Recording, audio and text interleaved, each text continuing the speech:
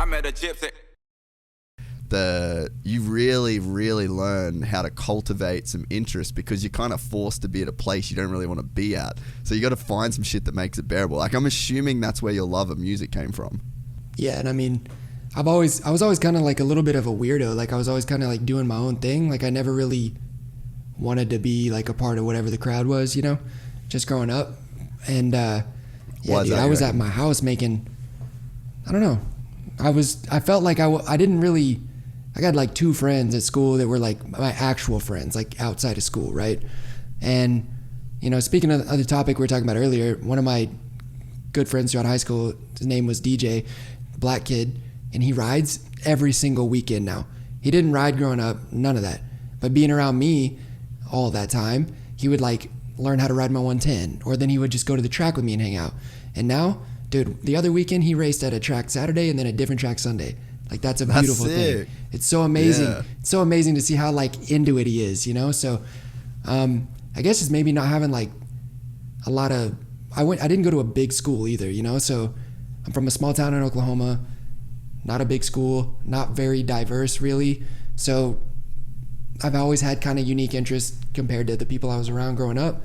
So I didn't really, there just wasn't anything that we could like bond over really, you know? I was just kind of like, me and my friends were into what we were into, but like everybody else is like kind of into some other stuff that doesn't really get me going, you know? It doesn't really excite me. So I would go home, and I remember saving up enough money to buy a MacBook and a shitty microphone and a little interface, and started making rap music with my friends, and kind of just escalated from there. After Loretta's in 2010, I won both my classes, and my dad let me use some of my like Cowie card money, you know, like from back in those days, back to Team Green days.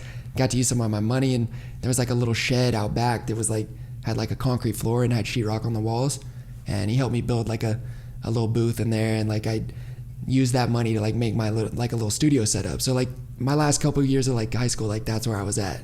I'm out there trying to make music, you know what I mean? I'm writing and I'm in there. That's really all I was doing. And my friends, they'd all be in there playing Xbox or, you know, trying to make songs or whatever. So I got super interested in it around that time. Like once I could start like driving, I'd say music for sure. And I love it, dude. I do it almost every day, man. Still, I made a song yesterday, you know? It's like I make stuff almost every day, but I'm a little mental sometimes, like not in a bad way, just, you know, I think anyone who's good at anything is a little bit crazy, you know what I mean? So yeah, be a little nutty at times. So if I don't have a place to focus my energy and like use it for something, then it's like you can, you know, it's hard because like I think I need to have something to put this energy into. Yeah. And for me, that's music a lot, and it's a inside hobby. So when it's 500 degrees in Florida, I don't have to be outside in the heat. So that's nice and keeps me creative. I love doing that stuff, man. I absolutely love like vocals and like engineering vocals. I love that. Like Brad loves making beats. I can't do it. It doesn't interest me. But vocals and stuff, I love it. I love playing with different stuff. I love it. But I also, you know, I probably need it, but I don't go to therapy. You know what I mean? Maybe I should, but I don't. So like that's how I get stuff off my chest. Yeah. You know what I mean? So I think without that, I'd probably go crazy at some point, but I also just love doing it. It's not like I'm doing it for any reason other than that.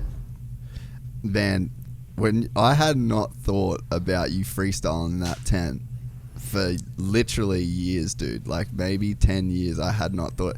That shit was fucking legendary. That I remember that weekend, that's all anyone talked about that was there, and we were staying right next to, we had like the motorhome that was right next to that, and like in the pits, that was all anyone spoke about the whole weekend.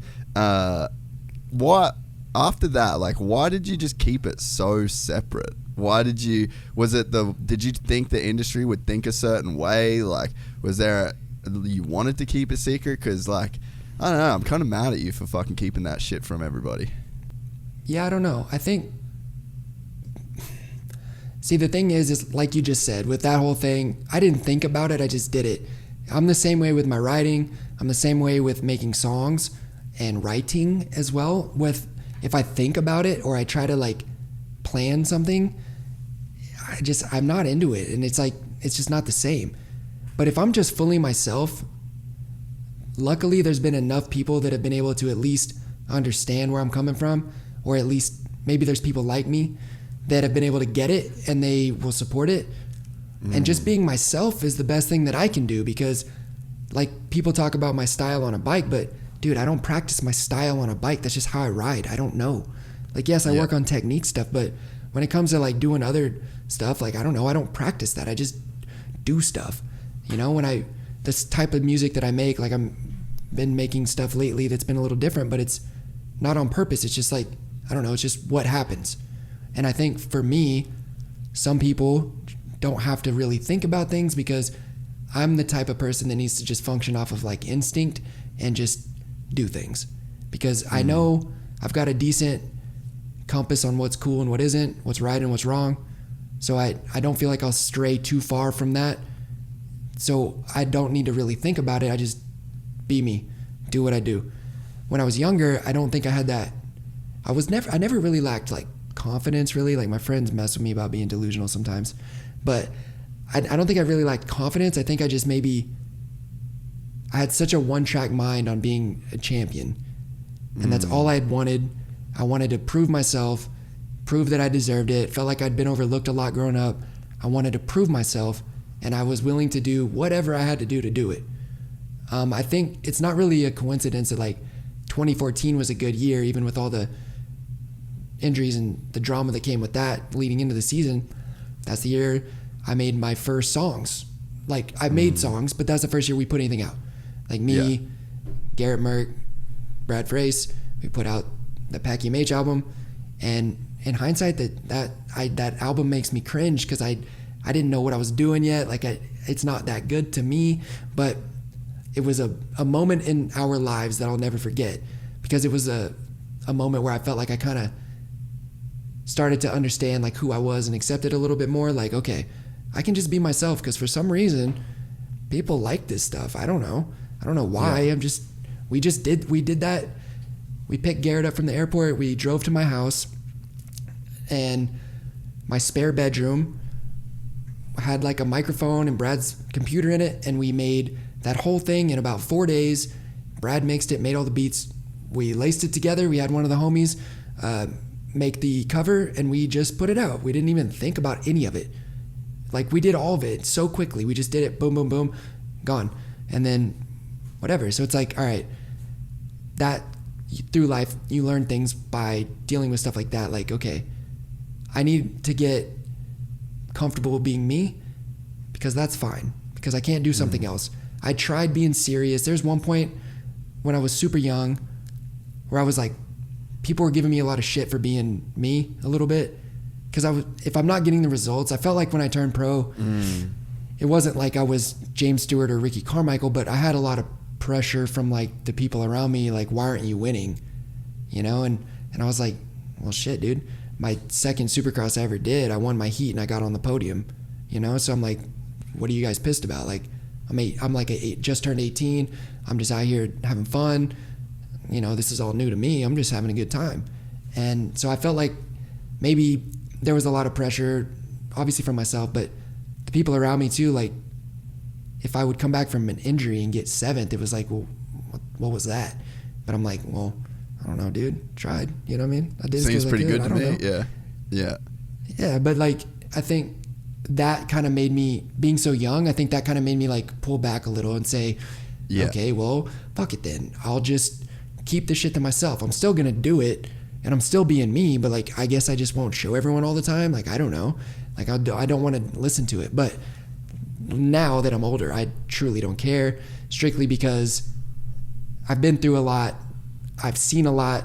I've lived a lot of life. I'm okay with who I am, so I'm not worried about it. So I'm fine with being open now, because I'm a grown man. I don't have to answer to anybody. Like, yes, I do have bosses, but I mean, I do whatever I want every day, you know? So, I mean, I can just be myself, and it's fine. I pulled back a little too much, because I think I would have been a lot better off marketing-wise, all of that, if I just been me, because, you know, with a little bit of results and a a lot of bit of personality, I think you can get some stuff done. And I never really lacked that. I just didn't really show it, you know? Yeah. So I've always been the annoying guy on the gate trying to mess with everyone. And even down in that environment, I'm just like messing around because it's like, I don't know, I'm like the biggest smart ass out of all my friends that I've ever met because I'm just super sarcastic. I think it's funny. Like, I don't know. But when you hide all of that, then you kind of shoot yourself in the foot, which is where I think the younger kids aren't going to have that issue, you know? Because then the fans of the sport, they're getting older, but also it's people like me now. Bro, don't be so boring. Like, I don't want to see that. Like, the older generation thought that was cool, but pretending like you're tough all the time isn't cool. No one thinks that's cool, dude.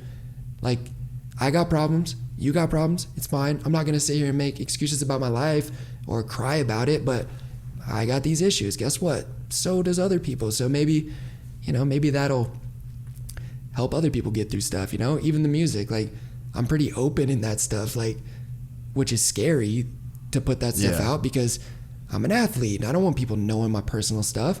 But, I mean, I don't know how else to make stuff. And if it turns out to be good, I just end up saying, well, I'm doing it, whatever. And it's uncomfortable, but then I'll have people hit me back and tell me, like, they're going through the same thing or, like, that was whatever. And I'm nobody, dude. Like, no one listens to my stuff.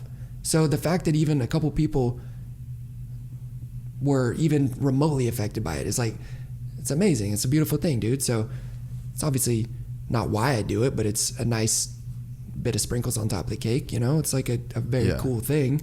But yeah, man, being all uptight and hiding everything, keeping everything close to the vest is corny because everybody's got problems, man. And maybe you can help somebody by just telling your story and being honest, you know? Yeah. Being honest is all you can really do.